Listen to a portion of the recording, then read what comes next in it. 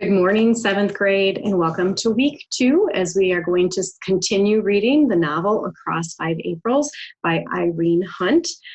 We are going to be looking at the questions that go along with chapter 3 today before we begin to read. Those questions come from the Lit Plan Teacher Pack, which come from the Teacher's Pet Publications, and were put together by Mary B. Collins. So let's take a look at what questions you have. Hopefully you have these accessible at home.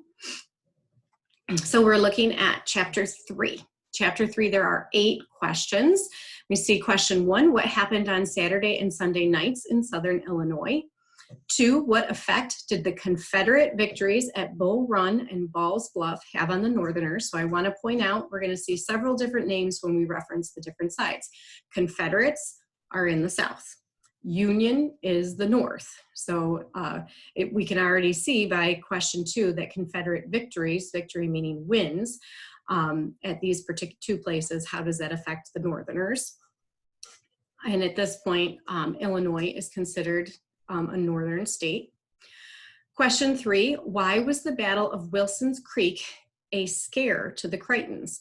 So Wilson's Creek is a different battle, and Crichtons is the family that our book is about. So why would that particular battle scare them? Question 4, how did Bill comfort Jethro in the middle of the night? 5, what about Pa and John angered Bill? 6, what did Jethro do at Walnut Hill when he was little?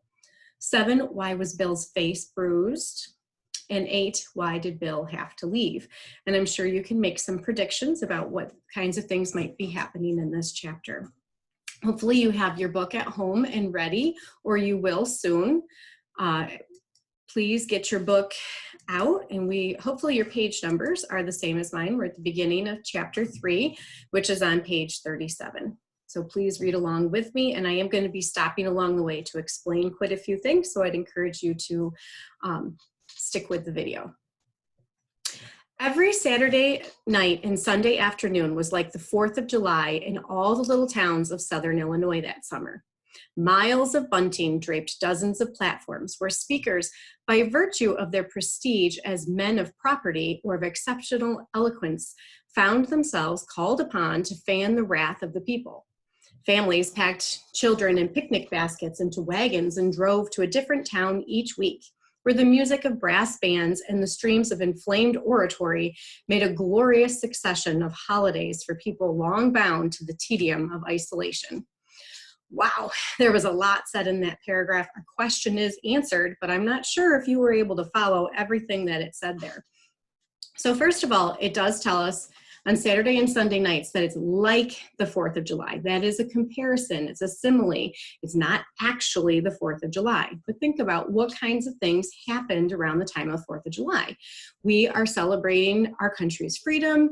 We have big parties, and they have fireworks, etc. So the idea here is that on the weekends, they are celebrating our country in some way. So we see the next paragraph. Here's one of our vocabulary words, bunting. Remember that that's patriotic material. Quite often around the 4th of July and maybe starting Memorial Day, people still do hang bunting along their front porches. So it's like a flag, but it's not the actual square shape of the flag. Quite often it's those pieces that have the pattern of the flag that kind of curve along the bottom of the porch, but it's the idea of having our patriotic symbols hanging around.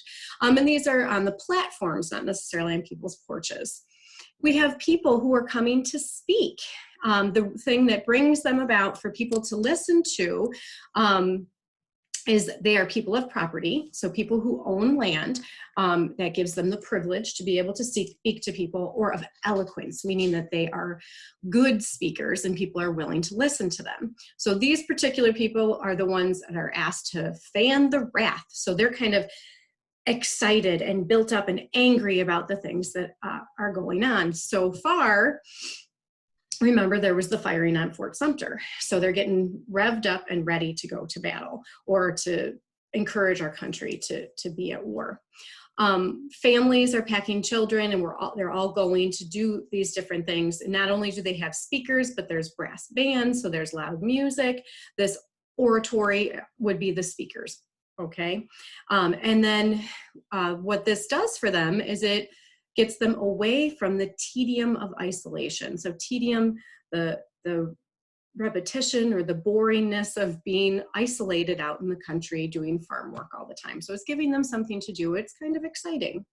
So I didn't give you exactly the specific answer I want you to write down, but hopefully I've explained to you what that paragraph means, what those words mean, and you can put into your own words what's happening on Saturday and Sunday nights in Illinois.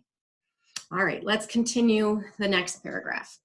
A handful of old veterans of the War of 1812 suddenly found themselves reassigned to the role of heroes after years of having been all but forgotten, and their quavering voices added to the din. Pretty girls in their best summer dresses begged for funds with which to equip troops, and they blushed happily at the enthusiastic cheers of young men for whose cause they pled. The dust and heat, the emotion and noise became almost unbearable to many, but there were always others who returned the following week comforting their baser selves with barbecued pork and fowl, while their spirits were uplifted by words of high resolve and confidence from the speaker's platform.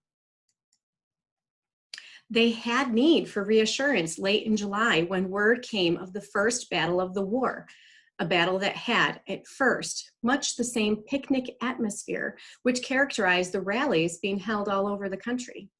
They read a full account of the Battle of Bull Run from Chicago newspapers, how congressmen had driven out in their carriages accompanied by hoop-skirted ladies, all apparently eager to see the spectacle of young men butchering one another. How these carriages and spectators choked the roads when the Union troops were finally turned into a confused, bewildered mob scurrying for safety. It was hard news. Many people preferred not to talk of it at all. Tom and Eb were sullen and resentful for days that their prophecies of an easy victory should so early have taken on a hollow ring. Jethro noticed that there was no more talk of taking the South by the britches, no more confident statements of ending the whole affair in one decisive swoop. Word of a fiasco at a place in the east called Ball's Bluff came while people were still stunned by the news from Bull Run. It was too much. Some people began to say the war might possibly go on for a year or longer. Others acknowledged that the South may have been right when it boasted that the Northern factory workers would be no match for the bronzed young outdoor men below the Mason-Dixon line. All right, we're going to pause for just a minute to see where these battles took place. So I have this map that I had shown you earlier. And I remind you that in black, this is our state that the story takes place in. This is Illinois, and that Jethro and his family live in the South. This green circle up at the top, I do think may represent Chicago. If not, Chicago is pretty close to there. And this red state is Kentucky, the state next to them where their cousin Wills Graham comes from, and he is siding with the South, and we will also learn that that state sides with the South, which is why it's in red. And our first battle we had, or the first firing, wasn't really necessarily a battle, was at Fort Sumter, which was in South Carolina, and I put a little red dot there for you, and that then became a southern state as well. So Virginia is where these last two battles were. We had Bull Run and Ball's Bluff. And Bull Run is, let me put my pen on. Bull Run was right where this green dot was.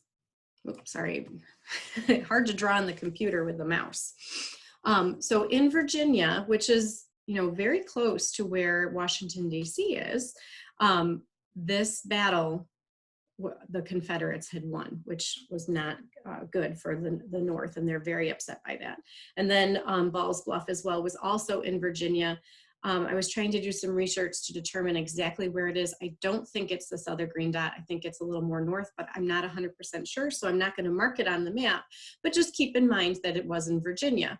So if we keep an idea that this is in the battle was in the east, it's not super close to where they had lived. It took them a while to get the news from the north as well. Okay, we're going to go back to the book before we find out about the next battle.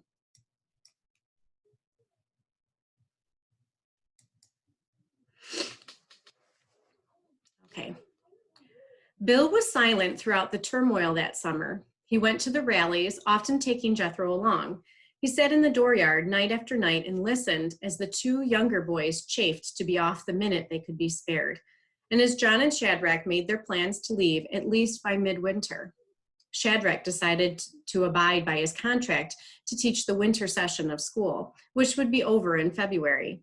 And John felt the need to wait until he could plan for the welfare of his family and to help his father with the harvest, which was to provide for both families.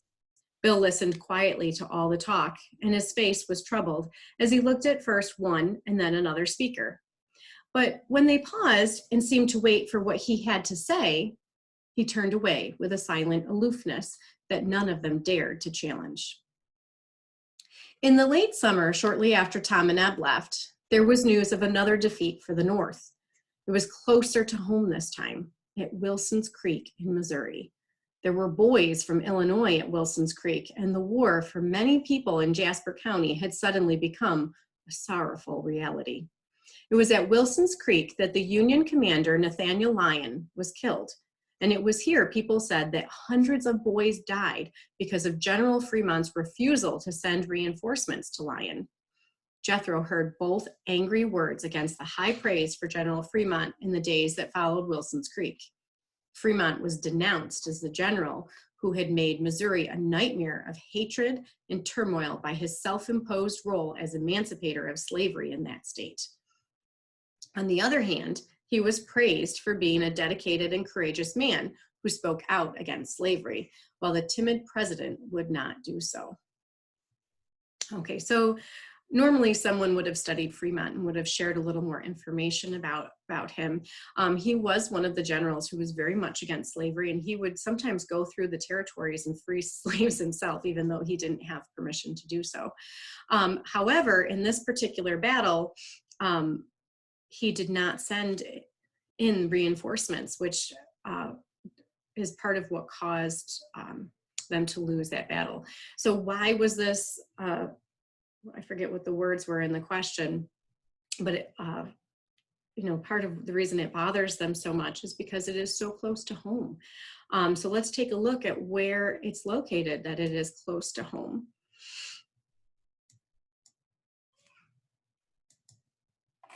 Okay, so I'm not 100% sure what color I should outline it in. I'm just going to kind of show it here. But the state right next to Illinois, we talked about this last, is Missouri. And Wilson's Creek is this green dot here. And this became a win for the South. This is, well, on the map doesn't look a whole lot closer, but if you remember in the conversation with the father earlier, he had commented how so many people from Southern Illinois consider themselves either from Kentucky or from Missouri. So to hear that the loss was in Missouri, and it also mentioned in that chapter how people from their county had fought in that battle and probably have lost some people that they know. Okay, let's continue. The turmoil of Missouri spilled over into Southern Illinois. Sumter and Bull Run and Ball's Bluff had been far away, but Wilson's Creek and the conflicting passions of Missouri were very close to the men who gathered to talk in the Crichton's yard and to the wives and children who listened to the talk. Jethro listened with fascination to the new names of men and places. He heard admiration voiced for a brilliant young officer named McClellan. Keep that name in mind, we're going to hear him quite a bit, who had been put in top command of the army in the East. He became aware of such names as Seward and Chase.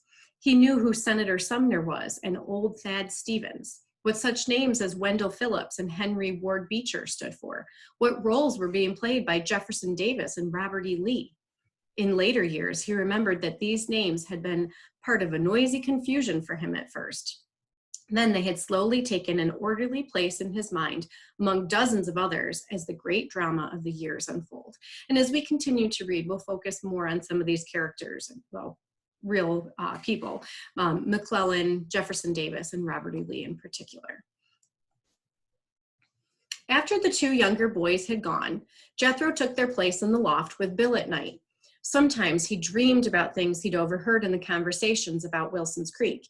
And when he awoke, often at the sound of his own cries, there was always Bill sitting on the edge of the bed beside him, talking quietly and pretending that the sound of a 9-year-old boy's crying was a manly yell of pursuit and aggression. "You yelped just now, Jeth," Bill said on one such night. "Kind of a blood-curdling yelp it was. You giving somebody what for in your dreams?" In the dark, Jethro could admit his weakness. "I was scared," he whispered. "If I'd been awake, it wouldn't have seemed so bad to think about, but sleeping, I was scared." "Lots of us is scared sometimes," Bill answered. "When John and me was tykes, we used to be scared of witch stories that old Aunt Hetty Walker used to tell us when she'd come up to help Ma with the butchering work. You don't need to feel ashamed of being scared now and then in your dreams." Hopefully you figured out that although it's spelled differently and I'm saying it differently, scared means scared. Jethro didn't answer. He lay quietly, still shaken by the terror of his nightmare. After a little silence, Bill spoke again in the same quiet voice. "I can sit and talk a spell if it will help you to forget any ugly things that has come up in your dreams. If you ain't too sleepy." "No, I ain't been to bed yet. Sleep and me ain't on good terms these nights. I've been roaming the field since bedtime. There be folks that will call that a fool thing to do, but I reckon it's my way." He stooped to remove his shoes, damp with the heavy dews of pasture and field. So I want you to think about on this page, what are the things that Bill has done for Jethro to help him feel better? Do you think better out in the fields, Bill? "I don't know as I do, Jeth. My thinking is all of a tangle. Whether I'm out in the fields or in my bed or sitting out under the poplars listening to others talk, still, the sky is a blessed thing. Much as I care for my family, a crowded cabin chafes me. It always has. I want stillness and space about me." In the dim light, Jethro could see his brother's face turned toward him, smiling a little. "Do you have that liking for being alone too?" he asked. "I reckon, a little. But I don't have thoughts enough to keep me busy. After a while, I need company." Bill sighed suddenly, as if he were very tired, and leaned forward as he sat on the side of the bed, letting his head fall close to his chest. He bore a strong resemblance to his father. Even Jethro noticed it as he looked at his brother's face in profile. "I have plenty of thoughts," he said after a while. "Plenty of them, and all troubled ones." "Are your thoughts about the war, Bill?" "About the war? Yes, mostly." "The North will finally win, won't it, Bill?" "I don't know if anybody ever wins a war, Jeth. I think that the beginnings of this war has been fanned by hate till it's ablaze now, and a blaze can destroy him that makes it, and him that the fire was set to hurt. There oughtn't to be a war, Jeth. This war oughtn't never have been." "But the South started it, didn't they, Bill?" "The South and the North and the East and the West, we all started it. The old slavers of other days and the factory owners of today that need high tariffs to help them get rich, and the cotton growers that need slave labor to help them get rich, and the new territories and the wild talk." He broke off suddenly and walked over to the window where a branch of a poplar tree seemed to be trying to peer inside the small, cramped room. "I hate slavery, Jeth, but I hate another slavery of people working their lives away in dirty factories for a wage that can scarce keep life in them. I hate secession, but at the same time, I can't see how the whole region can be able to live if their way of life is all of a sudden upset. I hate talk of nullification, but all the same, I hate laws passed by Congress that favors one part of a country and hurts the other." Jethro was awed by his brother's outburst. He knew that Bill was no longer talking to him, and he felt suddenly desolate and alone. "Why don't you come to bed, Bill, and leave off thinking more about the war?" "I can come to bed, but the thinking goes right on. To Jethro's surprise, he felt his brother's large, rough hand close over his own with a heavy pressure, as if somehow the owner of that hand felt a desperate need to clutch at something. Pa and John, they are so sure. I mistrust myself. I mistrust my way of thinking when I see how sure they be. I want to be with them, for John and me is close, and Pa is close to both of us, and yet I get full of anger when I see how sure they be. So what is it about Pa and John that angers them? Is it the beliefs that they have, or the fact that they are strong in their beliefs? Make sure that you answer that clearly. Bill, don't talk about it anymore. The plea came involuntarily from Jethro's lips. Bill nodded then, and reaching down, tucked the quilt about Jethro's shoulders. I hadn't ought to be saying these things to you, young feller. You go to sleep now. We got a stack of wood cut for us tomorrow. We won't be talking about these things anymore. Forget them if you can. Work was heavy that fall with 2 hands short, and there was a heaviness too that weighed down upon the spirits of those who worked. Jethro labored for long hours beside Bill, and both of them were grave. But no mention was ever made of the things that had been said on the night of Jethro's nightmare. And the days followed, one after another, much the same, except that each was shorter as autumn grew later. Autumn was blithely indifferent to the tumult in the land that year. Color was splashed through the woods as if it had been thrown about by some madcap wastrel who spilled out during the weeks of one brief autumn beauty enough to last for years. There was yellow gold, burned gold, and gold turning to brown. There were reds blending with brown, greens with grays, and solid brown shining like silk. Jethro stood on the top of Walnut Hill one warm afternoon in October and yearned over the color that was his for the moment and would be gone at the whim of the first windswept rain that came to usher in the bleak days ahead. Oak, maple, and poplar, sumac, wild grape, and dogwood, they all smiled at him that afternoon, and they said, "What war, little boy? What war?" He loved Walnut Hill, in spite of the sadness of the place since Mary died. There had been no sadness for Jethro when only the little boys were there. These 3 had been imaginary playmates for him when he was younger. He had talked with them, acquainted them with family gossip, instructed them occasionally when it had seemed timely and proper for him to do so. So I want to remind you that Walnut Hill is the place where they have buried their family members who have died. So initially, remember that there were 3 children that had died the year that he was born, or within the time frame that he was born. He knew they were there, but he never knew them. So it was like his pretend little playmates. He'd go up to Walnut Hill and he'd pretend that they were still alive, and he had little friends to play with and tell them what to do. Since he was the youngest, he wasn't able to do that until the time that Mary had died and was buried there. It wasn't quite as fun to go there anymore. Once, Matthew Crichton, standing concealed among the trees, had heard Jethro explaining a new slingshot to someone very real to him. "Bill made this for me," he was saying that day. "You remember Bill, don't you?" "Of course you do. He's a pretty good old Bill, better than Tom or Eb. John, he's good, but he's got a young'un of his own, and he likes him best." "Well, you want to try this slingshot once, little Nate?" "Sure you can. I'll help you. Now you 2 other boys mind your manners just a minute. You'll have your turn." Matt had watched Jethro's whereabouts more closely after that, and the boy realized that for some reason his father did not approve of his going up to play on Walnut Hill. After Mary was there, he stayed away through his own choice. He knew that Mary was dead, and it made a great deal of difference. On that afternoon in autumn of '61, he made one of his rare visits to the hill, drawn to it by the beauty of the surrounding woods and perhaps by the somber mood of the times. He no longer talked to the children, though. A phase of innocence had passed, which would never be recaptured. At the foot of the hill, Crooked Creek flowed on its noisy way across the farm, spanned at a point where it was widest by a wooden bridge that had swayed threateningly for as long as Jethro could remember. But he had never quite given in to total collapse. Across the creek, the brown fields stretched, bounded by staggering lines of gray rail fences. They crossed timbers supporting the rail, had the look of bayonets when they were silhouetted against a twilight sky. A line of geese flew southward far overhead, and Jethro stood motionless as he watched them disappear from sight.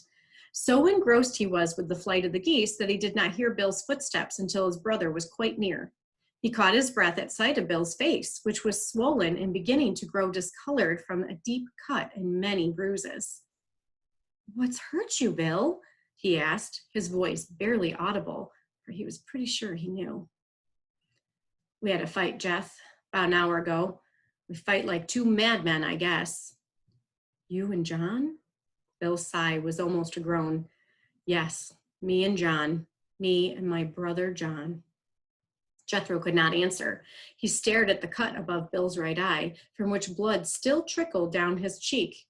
Somewhere far off in another field, a man shouted to his horses, and the shout died away in a cry that ran frightened over the brown water of the creek and into the darkening woods. He had heard cries often that autumn. All through the countryside, they came at night, wakened him, and then lapsed into silence, leaving him in fear and perplexity. Sounds once familiar were no longer as they seemed in other days. His father calling cattle in from the pasture, the sheepdog's bark coming through the fog, the distant creak of the pulley as Ellen drew water for her chickens. All these once familiar sounds had taken on overtones of wailing, and he seemed to hear an echo of that wailing now. He shivered and looked away from his brother's face. Bill sat down on the ground beside him. "Did ever Ma tell you, Jeff, about when John and me was little and was going to school for the first time? At night, I'd get a book and I'd say to Pa, 'What are that word, Pa?' And when he would tell me, I'd turn to John, just a scant year older, and I'd say, 'Did Pa call it right, Johnny?' Ma and Pa used to laugh at that, but they was pleased to talk about it. They was always set up at John and me being so close." "I know it." Jethro's words came from a tight throat. "What made you fight, Bill?" "Hard feelings that have been building up for weeks. Hard feelings that finally come out in hard words." He held his hand across his eyes for a minute and then spoke quickly. "I'm leaving, Jeff. It ain't that I want to, but it's that I must. The day is coming when I've got to fight, and I won't fight for arrogance and big money against the Southern farmer. I won't do it. You tell Pa that. Tell him, too, that I'm taking my brown mare. She's mine, and I have the right. Still, it will leave him short. So you tell him that I'm leaving money I made at the sawmill and at corn shucking. It's inside the cover of his Bible. You tell him to take it and buy another horse." So Bill's leaving. He's not willing to fight for the North. If he's gonna fight, he'll end up fighting for the South. He's taking his horse with him, but he's leaving money in its place. Jethro was crying unashamedly in the face of his grief. "Don't go, Bill. Don't do it," he begged. "Jeff, I don't want you to go, Bill. I don't think I can stand it." "Listen to me, Jeff. You're getting to be a sizable boy. There's going to be a lot of things in the years ahead that you'll have to stand. There'll be things that tear you apart, but you'll have to stand them. You can't count on crying to make them right." The colors were beginning to fade on Walnut Hill. A light wind bent the dried grass and weeds. Jethro felt choked with grief, but he drew a sleeve across his eyes and tried to look at his brother without further weeping. "Where will you go, Bill?" "To Kentucky. I'll go to Wils's place first. From there, I don't know." "Will you fight for the Rebs?" Bill hesitated for a few seconds. "I've studied this thing, Jeff, and I've heard over it. My heart ain't in this war. I've told you that. And while I say that the right ain't all on the side of the North, I know just as well that it ain't on the side of the South either. But if I have to fight, I reckon it'll be for the South." Jethro nodded. "There were things you had to endure. After a while, he asked, "Are you going tonight, Bill?" "Right away. I've had things packed in that holler tree for a couple days. I've known that this was coming on, but I couldn't make myself leave. Now I'm going. The little mare is saddled and tied down at the molasses press. I'll go as far as Newton tonight. In the morning, I'll take out early." He got to his feet. "There's lots of things I want to say, but I reckon I best not talk." Without looking at Jethro, he laid his hand on the boy's shoulder. "Get all the learning you can. Learning. And take care of yourself, Jeff," he said, and turned abruptly away. "Take care of yourself, Bill," Jethro called after him. Across the prairies, through the woods, over the brown water of the creek, there was the sound of crying. Jethro ran to a tree and hid his face. He had heard his mother say that if you watch a loved one as he leaves you for a long journey, it's like as not to be the last look at him that you'll ever have.